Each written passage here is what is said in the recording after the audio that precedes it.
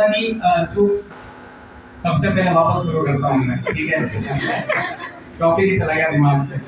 माँ सरस्वती को नमन और सभी गुरुजनों को नमन, और जो आप भारत के कर्णधार बैठे हो आप सभी को भी मैं एक प्रकार से नमन करता हूँ, क्योंकि भारत का जो भविष्य है वो आप के अंदर निहित है। ठीक, अब जैसे कि सबसे पहले सर ने आपको बहुत मोटिवेट कर दिया, और सर के बाद आदरणीय जो शंभू सर हैं उन्होंने भी आपको संस्था के बारे में और बहुत सारी बातें बताई। अब मैं तो दार्शनिक प्रवृत्ति वाला ज्ञान ज्यादा देता हूँ, ठीक, अक्सर क्लास में मैं आपको खूब सारा ज्ञान दे चुका होता हूँ, लेकिन फिर भी मैं सबसे पहले तो आपसे पूछना चाहूंगा मैं किसी भी एक आदमी से भी, पहले बताओ आपके जीवन का ध्येय क्या है, आपके जीवन का लक्ष्य क्या है? कोई है क्या ऐसा जो बता सके मेरे को कि अपने जीवन का लक्ष्य क्या है? अरे कोई लक्ष्य लेके आए यहाँ पे, खड़ा होकर बताए मेरे जीवन का लक्ष्य क्या है। बिना लक्ष्य के आगे का नौकरी वोकरी टारगेट तो होगा ना। बता दो कोई भी एक जना, इसमें क्या करना, क्लास जैसा ही माहौल है बिल्कुल।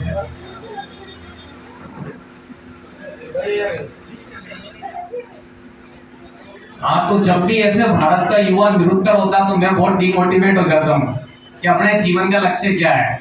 और मेरे को विश्वास है कि आप में से भी कोई खड़ा होता तो भी शायद यही बोलता कि मेरे को पटवारी बनना है, पुलिस बनना है, या कोई कहता कि वनपाल बनना है, वन रक्षक बनना है। ऐसे कोई नहीं कहता कि मेरे को मनुष्य बनना है। क्या बनना है? और मनुष्य भी इस प्रकार का बनना है कि जिसपे मेरी मातृभूमि गर्व कर सके। ठीक, अब सबसे पहले जब आज शिक्षक दिवस की बात आती है तो मैं तो शुरुआत ऐसे करना चाहूंगा कि गुरु शब्द जो है ये बहुत ही महान शब्द है, पूरे ब्रह्मांड की शक्ति इसमें निहित है। गुरु का मतलब ही होता है अंधकार से प्रकाश की ओर ले जाने वाला, ठीक है। और सबसे बड़ी बात यह कि आज गुरु जो शब्द है उसमें इतनी शक्ति होती है कि आज सुबह सुबह मेरे पास में एक स्टूडेंट का मैसेज आया था, बहुत पुराने स्टूडेंट थे, काफी अभाव के अंदर और काफी विपरीत परिस्थिति में उन्होंने तैयारी करी थी, लेकिन उन्होंने एक गजब की लाइन लिखी थी। वो लाइन मेरे मन को बहुत ज्यादा छू गई थी और मैं कब का सोच भी रहा था कि अगर मैं यहाँ बोलने का अवसर मिलेगा तो सबसे पहले वो लाइन बोलूंगा। हालांकि कोई इतनी बड़ी लाइन नहीं है वो, पर यही थी आज जो मेरी बुलंदियों की चर्चा चारों ओर होती है और दुनिया मेरे बारे में जो बड़ी बड़ी बातें कहती है, कहीं ना कहीं इसी में मेरे सभी गुरुजनों की ताकत और उनकी मेहनत मुझे दिखती है, ठीक है। तो इस लाइन ने मेरे को मेरा खुद का भी अतीत दिखा दिया कि किस प्रकार मेरे गुरुओं ने मेरे को भी तराशा, और आज कहीं ना कहीं मैं अभी मेरे जीवन में जो खुद के मानक हैं उनमें तो इतना सक्सेस नहीं हो पाया, लेकिन मेरे को फिर भी लगता है कि आप में से कई लोग मेरे को कहीं ना कहीं मोटिवेटर के रूप में मानते हैं या फिर ऐसा मानते हैं कि मैंने भी कोई उपलब्धि हासिल करी है। और अभी मैंने जब आरएस का इंटरव्यू दिया था ऐसे में आप में से कई लोग ये भी मान के चलते हैं कि शायद मैं भी प्रशासन के अंदर जाऊंगा। उसमें मेरे भी पीछे कहीं ना कहीं गुरुओं की मेहनत रही है। और मैंने एक चीज हमेशा देखी कि हमें हमेशा गुरुओं का सम्मान तो करना ही चाहिए, और हर गुरु में जो शक्ति है, जैसा कि सर ने कहा था कि शिष्य गुरु को ढूंढता है, क्योंकि गुरु के सामने तो जैसे आप इतने सारे स्टूडेंट हैं, ऐसे हर साल आते हैं स्टूडेंट खूब सारे, लेकिन जिज्ञासु स्वभाव स्टूडेंट का होना बहुत जरूरी है, क्योंकि जब तक स्टूडेंट जिज्ञासु नहीं होगा, स्टूडेंट आगे से, जैसे याचक प्रवृत्ति नाम सुना कभी आपने? याचना वाली प्रवृत्ति जब होती है तब गुरु को पता लगता है कि यार ये जिज्ञासु बालक में और ये ज्ञान के लिए उत्सुक है और हमें जितनी भी चीजें हैं वो सब हमें इनको देनी चाहिए, तभी गुरु जो है सारा ज्ञान अपने शिष्यों को दे पाता है। और अगर वो जो सर ने मटकी वाली बात थोड़ी देर पहले कही थी, तो मैं हर बार जब भी अगर ऐसे भाषण देने का मौका मिलता है तो बोलता ही हूँ कि गुरुओं के लिए एक लाइन है कि गुरु कुंभ कुमार है, धड़गड़ काट, ध्यान से सुनना आप इस बात को, गुरु कुंभ कुमार है, धड़गड़ काटे ठोट, भीतर हाथ संवारे है और बाहर मारे चोट। कुमार को देखा आपने कभी? कुमार मिट्टी के जो बर्तन बनाता है, मिट्टी के जो बर्तन बनाता है, उन बर्तनों की एक सबसे बड़ी खास बात है कि उन बर्तनों को जब वो अपने चाक के ऊपर शेप देता है, आकृति देता है, तो उनके अंदर की तरफ हाथ लगाता है और बाहर से उन पे थपेड़े मारता है। क्या मारता है? तो ऐसे के ऐसे सेम टू सेम गुरु की प्रवृत्ति होती है। जो गुरु होते हैं वो बाहर से हमें हार्ड दिखते हैं, ठीक है, ऐसा लगता है यार ये तो हमें एक प्रकार से प्रताड़ित कर रहे हैं और हमें परेशान कर रहे हैं, या फिर हम लोगों को इस प्रकार से दंड दे रहे हैं, लेकिन गुरु हमेशा आपका भला चाहता है। बाहर से वो भले ही आपको थपेड़े दे रहा है या फिर आपको डरा रहा है या फिर आपको कुछ कटु वचन कह रहा है जो आपको उस समय कटु वचन लगते हैं, हालांकि वो कटु वचन होते नहीं है, लेकिन वो हमेशा अंदर ही अंदर आपका भला जरूर चाहता है। तो कुम्हार के जैसे ही जैसे सेम अपन जिसकी प्रवृत्ति मान सकते हैं गुरु। और जब अब मैं ये लक्ष्य वाली बात कर रहा था तो मैं ये कहना चाहूंगा कि जीवन के अंदर सबसे पहले अगर अपन सफलता की बात करें, चाहे विद्यार्थी के रूप में बात करो, चाहे भारत के नागरिक के रूप में बात करो, चाहे आप आपके परिवार के मेंबर के रूप में बात करो, किसी भी रूप में बात करो, तो मेरी एक बात को हमेशा जीवन में ध्यान रख लेना, my duty is my religion. मेरा कर्तव्य ही मेरा क्या है? धर्म है। आपके जीवन में आपका सर्वोपरि लक्ष्य बस ये होना चाहिए कि मेरे कर्तव्य का मेरे को समय पर क्या करना है? पालन करना है। अगर आपने अपने कर्तव्य को समझ लिया और आप उसका समय पर पालन करने लग गए, तो सारे के सारे जो जीवन में आयाम होते हैं उन सब आयामों को आप आसानी से क्या कर लोगे? प्राप्त कर लोगे। जानते हो कर्तव्य क्या होता है? अब कई लोग वो सोच रहे होंगे फंडामेंटल ड्यूटी या फिर मौलिक अधिकार और मौलिक कर्तव्य। पॉलिटी वाले मौलिक कर्तव्य अपने आप पूरे हो जाएंगे, लेकिन कर्तव्य का मतलब ये है कि जैसे अभी आप एक स्टूडेंट हो तो आपका कर्तव्य ये है कि आपको अपने पूरे डेडिकेशन के साथ जो भी आपको नैतिक शिक्षा, चारित्रिक शिक्षा, विषय की शिक्षा और सभी प्रकार का ज्ञान दिया जाता है उसको आप अच्छे तरीके से आत्मसात कर सको, और उस ज्ञान का आप केवल घटने के लिए या फिर भर्तियों में सिलेक्शन होने के लिए यूज नहीं करो। उस ज्ञान का आप एक प्रकार से आगे उस ज्ञान को फैलाने में और भारत के निर्माण में भी क्या ले सको? काम ले सको।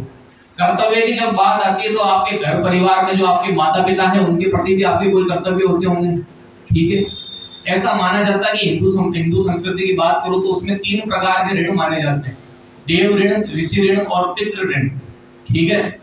देव ऋण देवताओं के प्रति होता है, ऋषि ऋण अपने गुरुओं के प्रति होता है, और पितृ ऋण जो होता है वो अपने माता पिता के प्रति होता है। और ये सभी ऋण आदमी तभी चुका पाता है जब इन सब के प्रति वो अपने दायित्व या कर्तव्य क्या करता है? पालन करता है। तो सीधी सी बात, अब देखो दार्शनिक सी बात है तो मैं थोड़ा हिंदी थोड़ी ज्यादा शुद्ध है मेरी, तो मैं दार्शनिक जैसे सब तो ज्यादा बोल रहा हूँ, पल्ले तो बढ़ रहे होंगे हालांकि, ठीक है। मेरे कहने का मतलब ये है कि आपको हमेशा अपने कर्तव्य क्या करना चाहिए? पालन करना चाहिए। कर्तव्य से बड़ा इस दुनिया के अंदर कुछ भी नहीं है। कर्तव्य का मतलब ये है कि सीधी सी बात है कि जो भी काम आपको अलग अलग भूमिकाओं में सौंपे जाते हैं आप उनको टाइम पर क्या कर सको? पूरे कर सको। आप अगर एक स्टूडेंट हो तो आपका कर्तव्य इतना है कि जो आपको सभी प्रकार की शिक्षा दी जाती है उसको आप ईमानदारी से ग्रहण करें, और उस शिक्षा को केवल नौकरी तक सीमित नहीं रखें, उस शिक्षा को अपने व्यवहार में भी दर्शावें। और व्यवहार में लाने के बाद जब आप उस शिक्षा को प्रयोग करोगे तो अपने आप सीधी सी बात है आप सुधरोगे, आपसे आपका परिवार सुधरेगा, आपके परिवार से समाज सुधरता है, और समाज से अपने आप क्या सुधर जाता है? देश सुधर जाता है। भारत अपने आप ऑटोमेटिक ठीक हो जाएगा। आपको बड़ी बड़ी बातें करने की जरूरत नहीं है। जैसे नेता नहीं करते क्या कि हम ये कर देंगे, हम वो क्रांति ला देंगे, कुछ नहीं है। क्रांति खुद से आती है। क्रांति किससे आती है? खुद बदल गए ना तो समझ लो। और आप, मैं ये तो कह रहा हूँ कि आजकल के विद्यार्थी की एक सबसे बड़ी कमी है कि उसका दायरा बहुत सीमित हो चुका है। वो संकीर्ण वृत्ति रखता है। कैसी वृत्ति रखता है? संकीर्ण वृत्ति मतलब बहुत संकुचित सोच है उसकी, बहुत छोटी सोच है। आपको अपने आप में ये सोच के चलना चाहिए। जैसे मैंने आते पहले आप सबको प्रणाम किया था और मैंने कहा था कि आप ही भारत हो, आप ही क्या हो? आपको खुद को, जब आप कोई भी गलत काम करते हो आपको सोचना चाहिए कि ये भारत के साथ गलत हो रहा है, इसके साथ गलत हो रहा है। मतलब आप खुद जो करोगे ना उसी से भारत के अंदर चेंज आएगी। तो अपने खुद की जो भूमिका है उसको आपको क्या करना पड़ेगा? बदलना पड़ेगा, ठीक। अब मेरे को ये बताओ, युक्तों में ज्ञान बहुत लंबा दे सकता हूँ, लंबा समय लग जाएगा। किसी को कोई जीवन की सफलता के ऊपर सुनना है कि किस प्रकार से सुनना है तो वो बातें मैं करूँ, नहीं तो मैं और भी मेरे पास बातें तो बहुत है, लेकिन अन्य गुरुजनों का मैं समय नहीं लेना चाहूंगा।